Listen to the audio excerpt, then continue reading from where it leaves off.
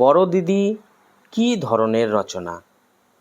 অপশানগুলি হলো ছোট গল্প, উপন্যাস, বড় গল্প। সঠিক উত্তর উপন্যাস। বড় দিদি কার রচনা? অপশানগুলি হলো রবীন্দ্রনাথ ঠাকুর, বঙ্কিমচন্দ্র চট্টোপাধ্যায়, শরৎচন্দ্র চট্টোপাধ্যায়। সঠিক উত্তর শরৎচন্দ্র চট্টোপাধ্যায়। উপন্যাসটি কয়টি পরিচ্ছেদে বিভক্ত? অপশানগুলি হলো 10টি, 9টি, 8টি। সঠিক উত্তর 10টি পরিচ্ছেদে বিভক্ত।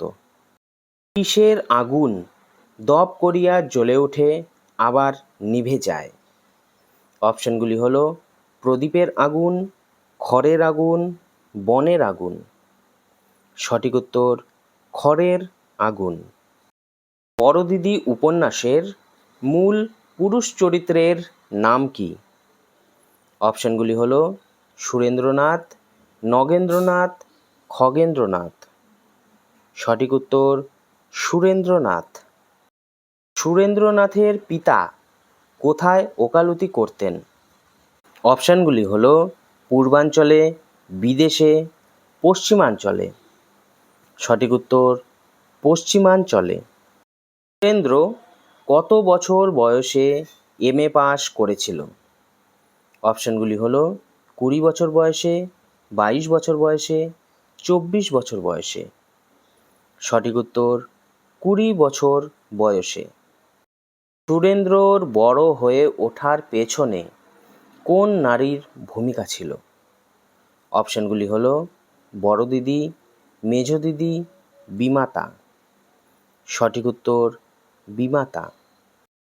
বিমাতার তত্ত্বাবধানে থেকে সুরেন্দ্র কি শেখেনি? অপশানগুলি হলো পড়াশোনা, আত্মনির্ভরতা, গান বাজনা। সঠিক উত্তর আত্মনির্ভরতা।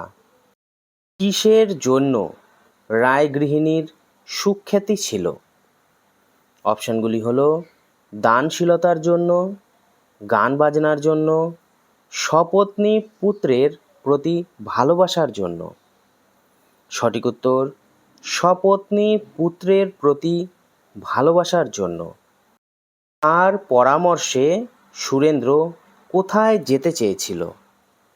অপশানগুলি হলো বাবার পরামর্শে মামার বাড়ি, বন্ধুর পরামর্শে বিলেতে, ভাইয়ের পরামর্শে কলেজে।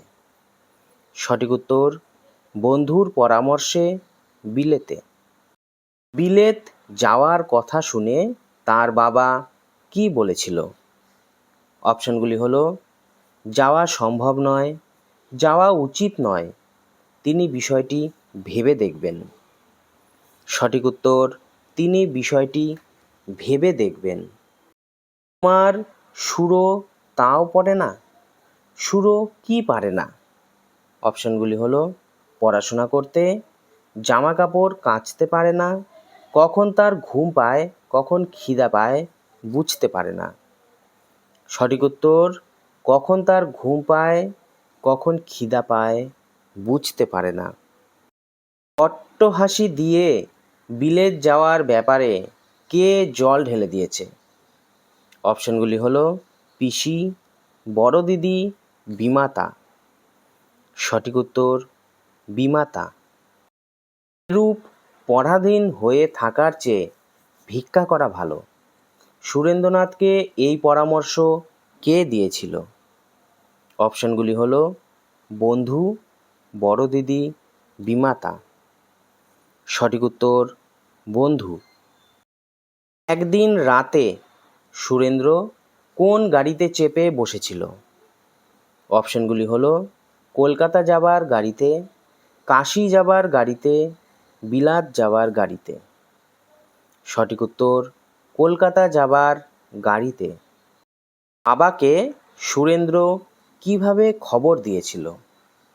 অপশানগুলি হলো টেলিযোগে, ডাকযোগে, বন্ধু মারফত বাড়িতে চিঠি লেখে। সঠিক উত্তর ডাকযোগে। এখন উড়িয়া পালাইবে না তো কখন পালাইবে? এ কথা কে কার সম্বন্ধে বলেছিল? অপশনগুলি হলো বিমাতা সুরেন্দ্র সম্বন্ধে, সুরো বন্ধু সম্বন্ধে, বাবা সুরেন্দ্র সম্বন্ধে। সঠিক উত্তর বিমাতা সুরেন্দ্র সম্বন্ধে। ঘুম এবং খাওয়ার মাঝে প্রভেদ আছে, কলকাতায় এসে এটা কে বুঝেছিল? অপশনগুলি হলো সুরেন্দ্র, সুরেন্দ্রর ভাই, সুরেন্দ্রর বিমাতা। সঠিক উত্তর সুরেন্দ্র। সুরেন্দ্রনাথ প্রমাদ গনিল কোথায়? অপশনগুলি হলো নিজের বাড়িতে, রেলগাড়িতে, কলকাতার রাজপথে। সঠিক উত্তর কলকাতার রাজপথে। সুরেন্দ্রকে বড় বাড়িতে যেতে কে বলেছিল? অপশনগুলি হলো বড় দিদি, একজন দরিদ্র, সুরেন্দ্রর মা। সঠিক উত্তর একজন দরিদ্র।